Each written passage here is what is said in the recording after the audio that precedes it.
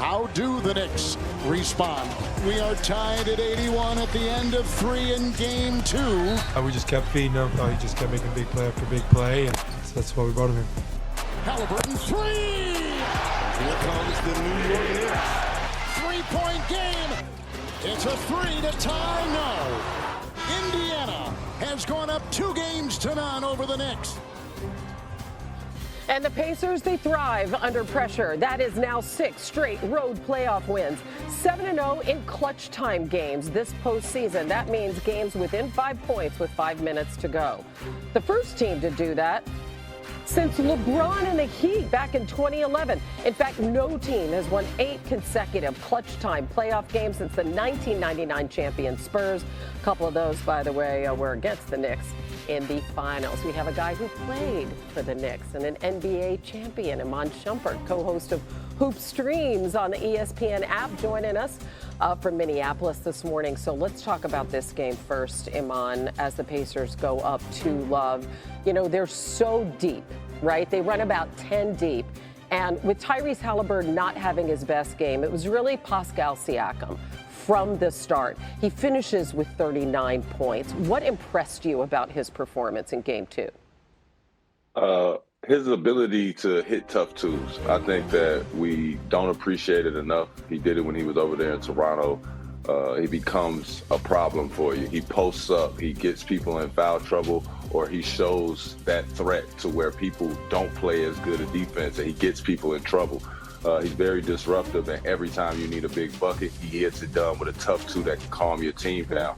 But the great thing about this team is that the bench comes in and does their thing, but having Miles Turner on that team really helped them out.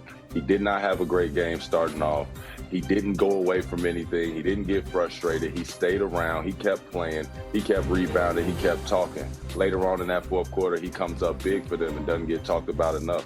He's one of those guys who's been playing on Indiana for a while. He gives them confidence. He gives them energy, and you see how they roll with him. At the end of games, though, Indiana's just putting together a better ball game as far as making winning plays. I think that the Knicks, on the other hand, have Jalen Brunson fighting alone sometimes. Yeah, I mean, Turner has 13 points in the first. Rick Carlisle, listen, this guy knows how to coach. He's one of the winningest coaches in the NBA right now, making the perfect substitutions, calling the timeouts at the right time. But let's go to Tibbs on the other side, because this is a tough dilemma. You have Karl Anthony Towns, right?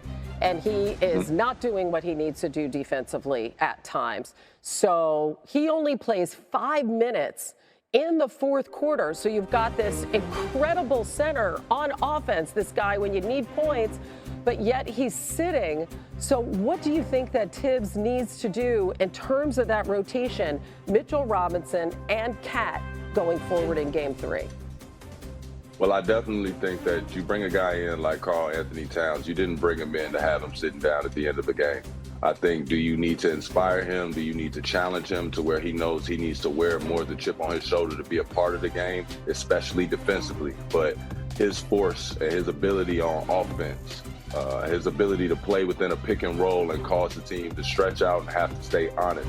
He has to be in there as a threat. That will help Jalen Brunson a little bit as far as just getting cleaner looks, but getting looks where he is not working so hard and exerting so much energy to where at the end of the game, it seems like shots are short.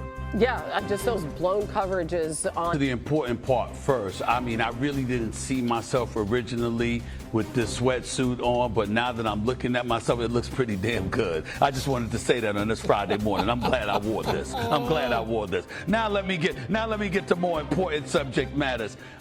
The New York Knicks, listen, a lot of people are not going to look at it that way because they're going to assume that the New York Knicks can overcome an 0-2 deficit after losing their first 2 games of the series, let alone it being at Madison Square Garden. I definitely believe the season's on the line with I don't think they can afford to go down 0-2 to this Indiana Pacers team, considering the bevy of weapons that they have available to them, the depth, the fact that they had 11 different dudes average 15 minutes a game or more during this regular season, and they're championship tested, their championship coach, meaning because he's a Hall of Famer, he's a champion, and Rick Carlisle, we know he knows what the hell he's doing.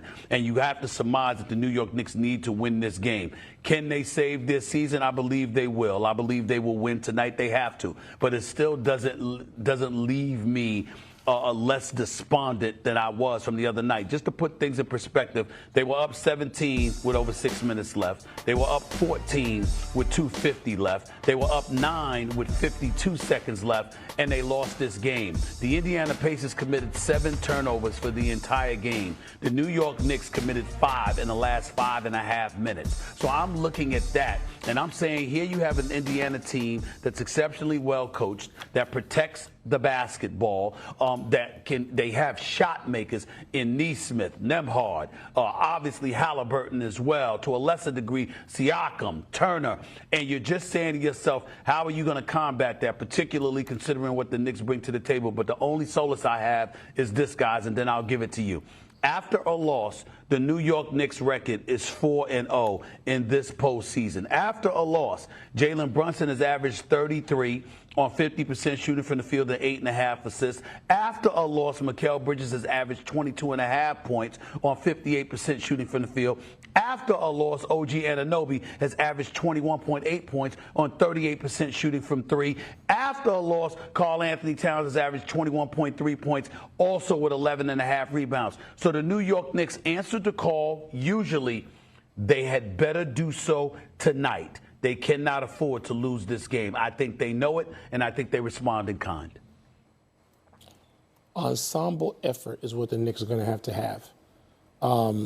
It's great to have Brunson and Cat do what they did in Game 1. They still lost that game. Mm-hmm. Tonight they're going to have big games. Don't get me wrong, but so are OG, Bridges, and Hart, because you're talking about. That's the limit. You're not talking about X factors coming off the bench. Probably not Jay Will, because Tibbs is not going to go.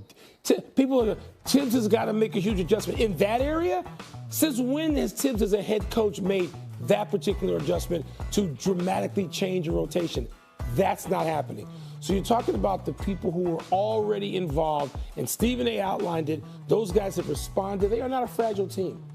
Mental strength and strength in general, to me, might be the greatest attribute, other than just Brunson's clutchness, of this team. It's a hallmark of this team. So we got to see that, and we have to see it particularly at close. Well, I think anybody that comes to the table about, Jalen Brunson needs to have 35 plus or Cat needs to have 40, that plays into how Indiana would want them to play. That would actually work against them.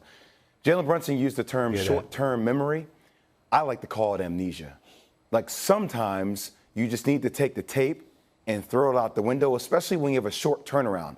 Now, that doesn't mean that you need to forget great defensive habits. And I think if there's one thing, the biggest... David Dennis Jr. with us now as the Pacers take a 2-0 series lead in the Eastern Conference Finals. Q, I want to start with you. Jalen Brunson, fine game, 36 points, 11 assists. But we got to address that decision for a pull-up 3 from the logo, 10 seconds left. What are your thoughts on that shot choice? Well, I felt like Jalen Brunson didn't do a whole lot of wrong last night, but I didn't like that shot. I understand. I can see where he was coming from, trying to get it, because they were doubling him, jumping him, doing so many different things, gadget plays to try and take the ball out of his hand. I feel like he felt that was like a chance to get his best shot before getting doubled or jumped or anything. But I just felt like that he could have got a better shot. He could have been close. That was a pretty deep shot that he doesn't really shoot those type of distance threes. But I feel like he could have, even if it wasn't for him, they could have got a better shot out of that play. And it was kind of rushed, and that put them behind the 8 ball when he missed that one. Yeah, I can see the logic behind the shot there. Like, I think he was expecting them to foul so they wouldn't get a chance to shoot at 3. So I think that's what he was thinking there. But beyond that, this speaks to a larger issue with the Knicks and their late game execution. They just could not. We know what happened in Game 1 where they fell apart. But in Game 2, they just couldn't get the rebound when they needed. They couldn't get the stop when they needed. They couldn't get the shot to go in when they needed. This team's calling card in the first 2 rounds was clutch performance. And right now, the Pacers are being a better team in the clutch and executing down the stretch.